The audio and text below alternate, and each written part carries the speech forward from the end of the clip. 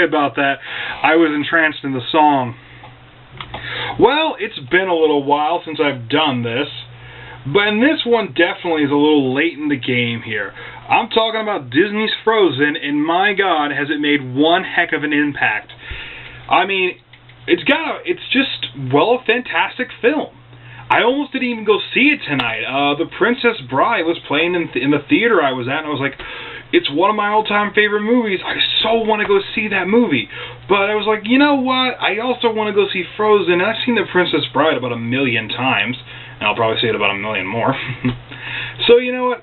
I'll go see Frozen, and I am so glad because it became one of my favorite films of all time, just like The Princess Bride.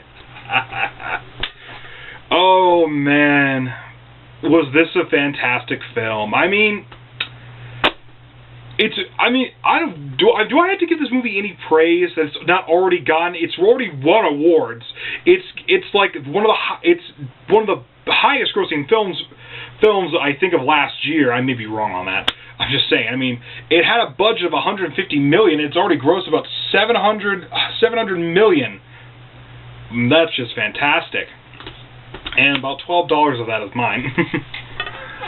Oh man, I mean, again, there's nothing more I can say to really praise this film that other people haven't already said. It's fantastic. I mean, you know what it really does to me, what it feels like to me?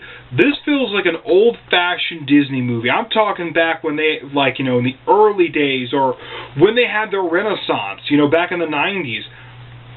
This is what this movie feels like. And it does have that feel because it's been on Disney's shelf for a hell of a long time. I believe since the beginning. I mean, they cut a deal. The Frozen's based off of Hans Christian Andersen's book, The Snow Queen, and they did a lot of adaptations of Hans Christian Andersen's books, like in The Little Mermaid and whatnot.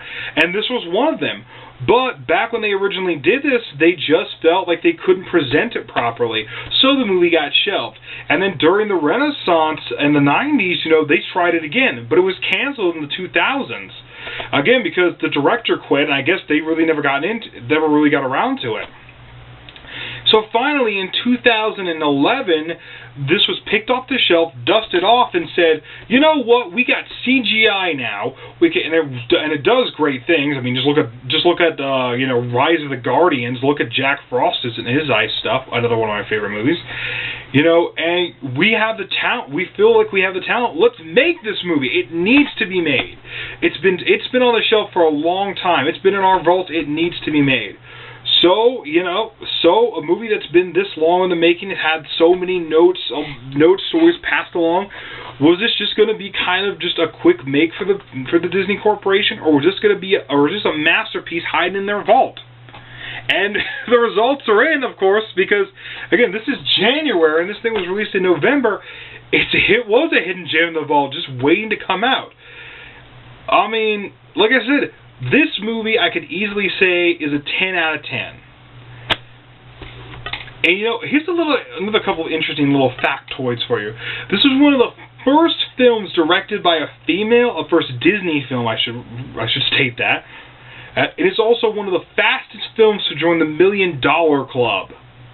I mean, come on. So, what's the story about? Well, the story is about two princesses named Anna and Elsa. A little rhyming there. They're princesses of their kingdom, but Elsa has a special power. She can control ice and snow. She can make skating rinks, snowball fights. She can create a snowman from nothing. And Anna just loves it. She thinks her sister's powers are the greatest things in the world. And of course, why not? I mean, when you can do stuff like that and create your own little winter wonderland of magic and fun, what kid wouldn't want that? Well, unfortunately, during one of their early morning play sessions, Anna accidentally got hit by Elsa's beam when Elsa was trying to save her after Anna fell while she was climbing this little snow fortress of stairs. And her parents, came down, and she was so scared she called her parents. They came down, and they took her to these trolls who decided to change Elsa's memory so she would forget the magic, so they could control Elsa's powers. because the troll said as she grows older, these powers are just going to get stronger, and if they got out of control, boom, problems. So this created a rift between Elsa and Anna, because Elsa and her parents decided the best thing would be is to keep her isolated. They shut the entire castle down. They closed the drawbridge, closed the windows, kept the servants down to a minimum. And Anna really just never really saw her sister anymore. And when they were young, they were the closest things in the world. And now they were, as the years went by, they just kept getting a bigger rift. And Elsa's parents were not horrible people. They weren't like, our daughter's a freak, so we have to keep her away because, what will the people think of our kingdom? No. They did everything they could to make sure Elsa knew that they loved her and that they cared about her. They helped her with her powers. They tried everything. They said, you have to conceal it, control it. You got to be a good girl. And so, of course, Disney kills them off. Really, is that much of a surprise? I just loved it. They were like, we're only gonna be away on this business trip for 2 weeks. And I was like, oh my God, you are so dead. And they just, in the very next thing, their boat's gone. I'm like, yep, thank you. Come on, it's a Disney movie. I mean, their track record. There's probably only a handful of Disney movies where somebody didn't die in it. Honestly, Disney's kind of creepy that way. Anyways,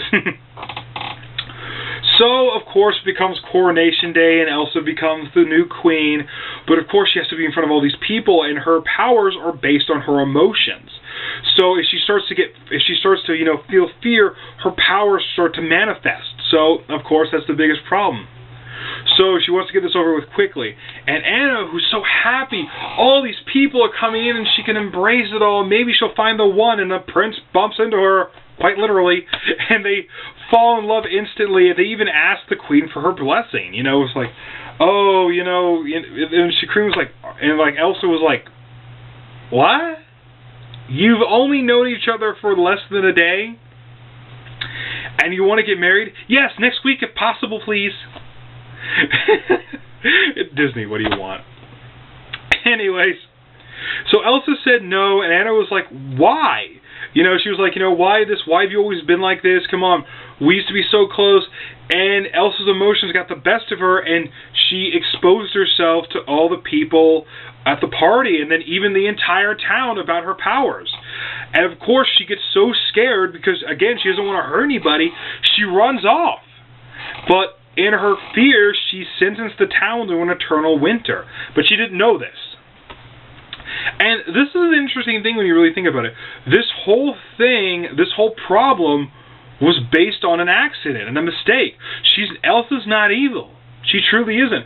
She's just misunderstood, and it's just really cool to see how this works.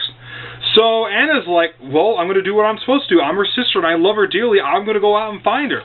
So she goes off this adventure where she finds a mountain man by the name of Kristoff with a K, and also his little and also his reindeer, who I really enjoyed him. He didn't say anything, which I'm really glad, but he had the most expressive face, and I love that. I'll get into the animation in a minute.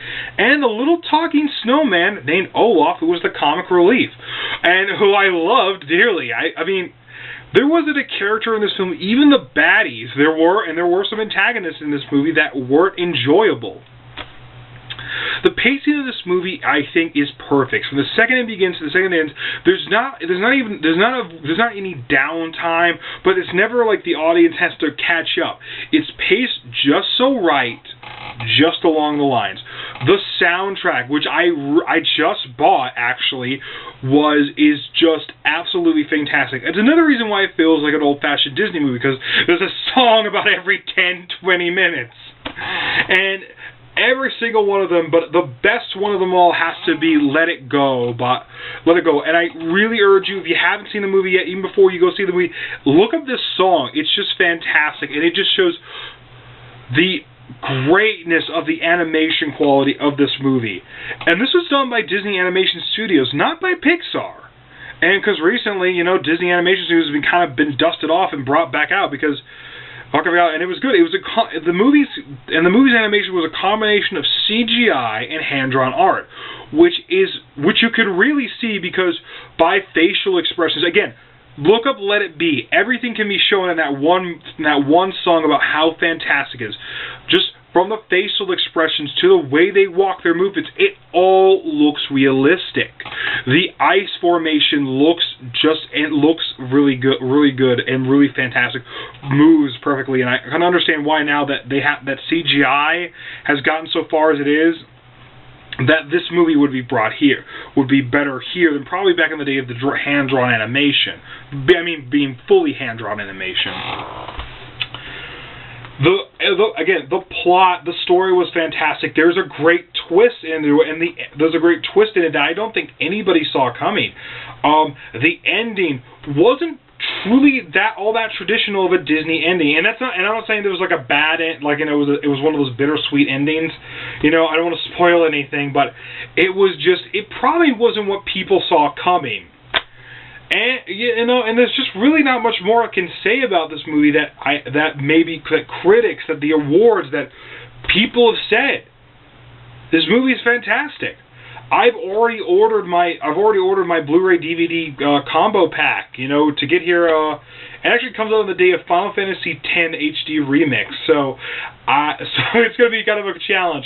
My all-time favorite game versus a movie that just became one of my all-time favorite movies. You know, what do I play first? Probably Frozen, because, like, you know, once I'm done finishing that, I can jump on Final Fantasy. But if you haven't seen this movie in theaters, which even I talked to my friends not long after I saw this movie, and I was like, hey, let's go. Are you guys free? Let's go see this movie again. We're already making plans to go this Sunday. I mean, this is going to be one of the few films I've actually seen twice in theaters. Frozen is fantastic. It's a 10 out of 10. If you have yet to see it, you still have time because it's in theaters. Get there now. I can't praise this movie enough. I can't wait to go back on Sunday to see it again. Now, if you excuse me, Let It Go. I'm going to listen to more of Let It Go for the 100th time. Let it go, let it go. See it yourself. Don't.